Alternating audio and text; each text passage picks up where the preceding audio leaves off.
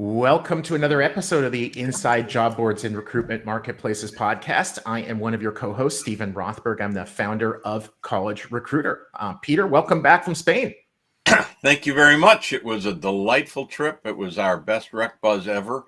And the only thing that was missing,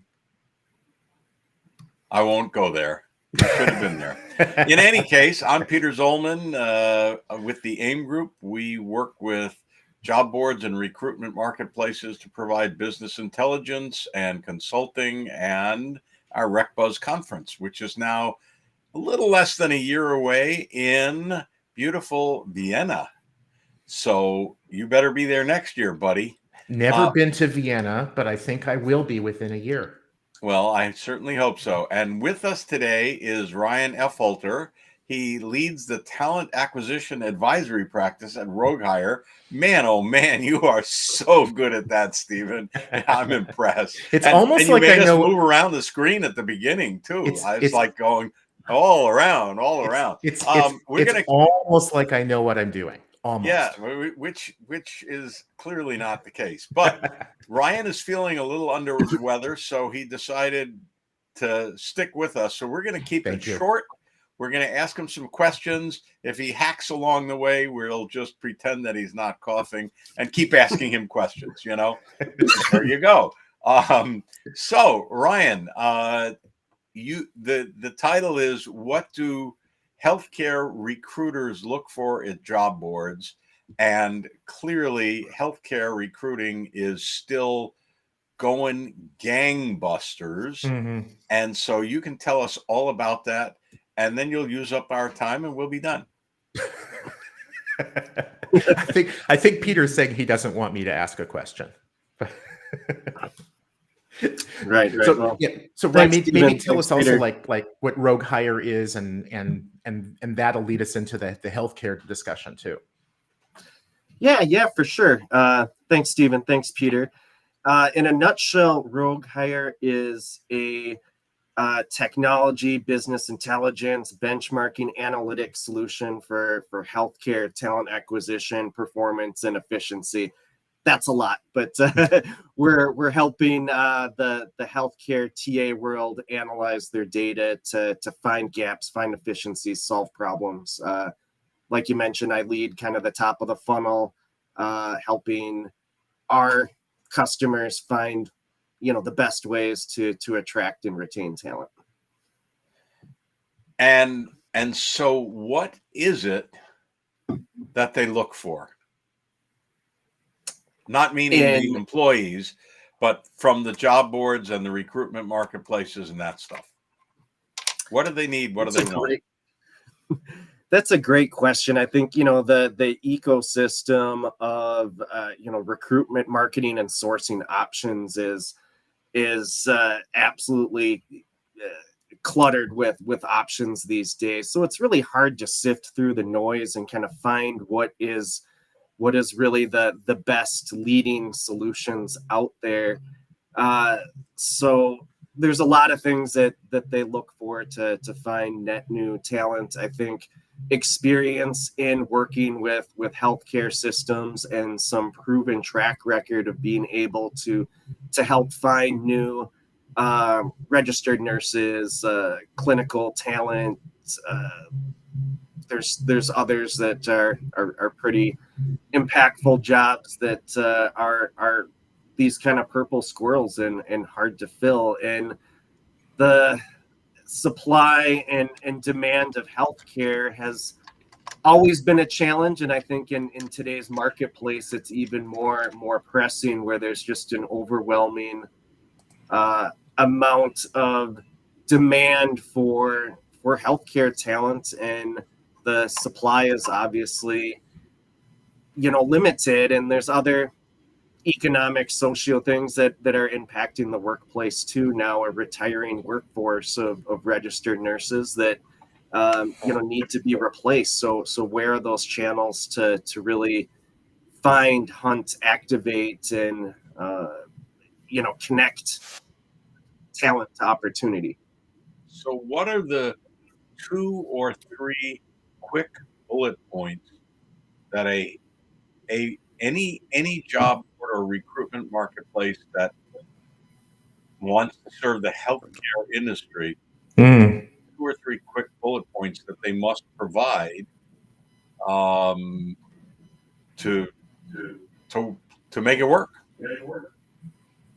Great question. And I know some of these things are outside of the control of a job board, but I would say my top ones are providing a seamless experience in connecting that candidate to the opportunity. I know a lot of healthcare systems have lengthy apply processes through, some of the larger applicant tracking systems out there, but providing a variety of ways, whether that's a easy apply, quick apply solution, or connecting them straight to the applicant tracking system apply process. So kind of creating a seamless experience, I think, is big. Allowing the employer to showcase their employer brand differentiators. These are things about them that are specific, attractive, different, and real.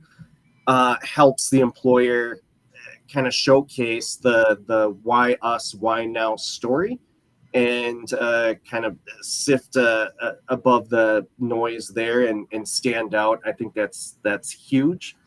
Healthcare talent has choice in offering the employer the ability to stand out or show why they're different is critical. Cool. That makes a ton of sense. Sort of that differentiation. So you and I have known each other for a couple decades. I think we first crossed paths like way back in the Jobs to Web days. I think you were at TMP, which is now Radency, even before then. One of the things that I've always really, really enjoyed talking with you about are sort of like is things related to data, the analytics, the drop-offs, conversions, et cetera. And before we jumped on, you were talking about why time to source is, in your mind, more important than time to hire.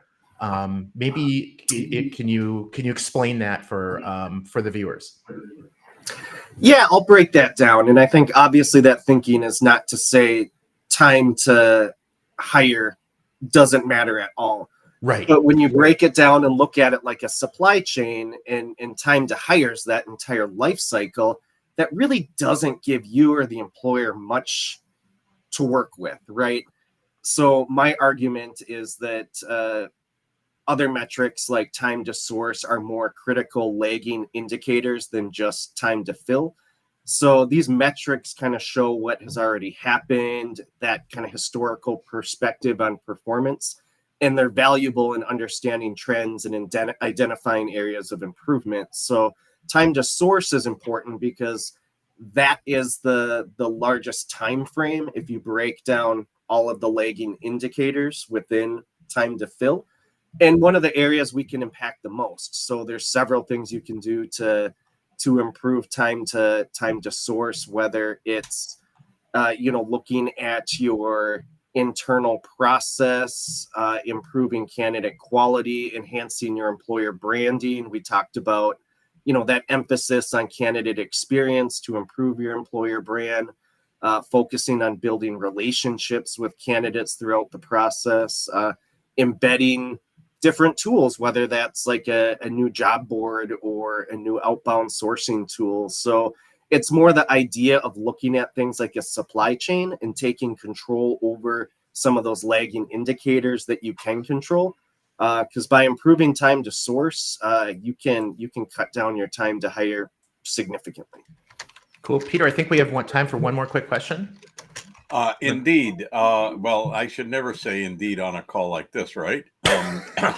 On a show like this, indeed, everybody thinks it's the capital I indeed. Anyway, but nowadays, how much healthcare recruitment advertising is placed through programmatically, so it bounces all around as opposed to selected job board, selected recruitment marketplace, and which is better and why in 30 seconds?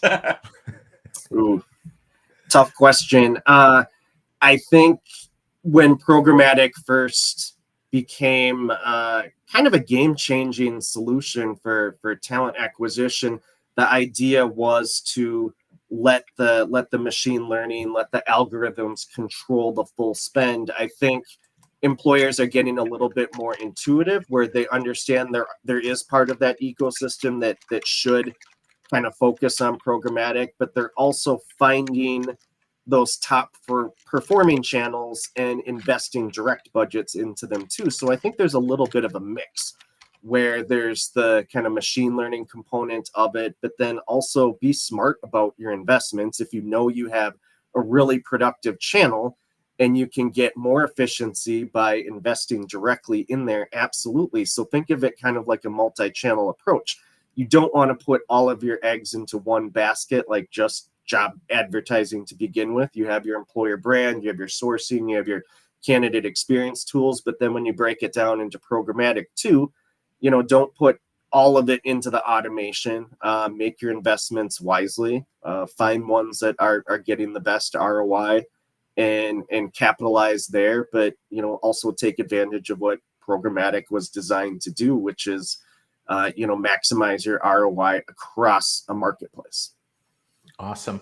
Well, Ryan, thank you so much for persevering. And there's the cough, just in case anybody missed it. He really is under the weather. I really, really appreciate you being with us, sticking through this. And you made it through. You made it through. A bowl or two of chicken noodle soup and your pillow are the next two things on your list. Sounds like Peter, a good plan. Good to see you again. Welcome back from Barcelona. Ryan, you and I will have lunch or something at a fun eatery here in Minneapolis sometime this summer. Sounds good, Stephen. Sounds good. Thank you, gentlemen. Thank you, Peter. Thanks. Cheers, guys. Have a good one and feel better. Yeah. Take care.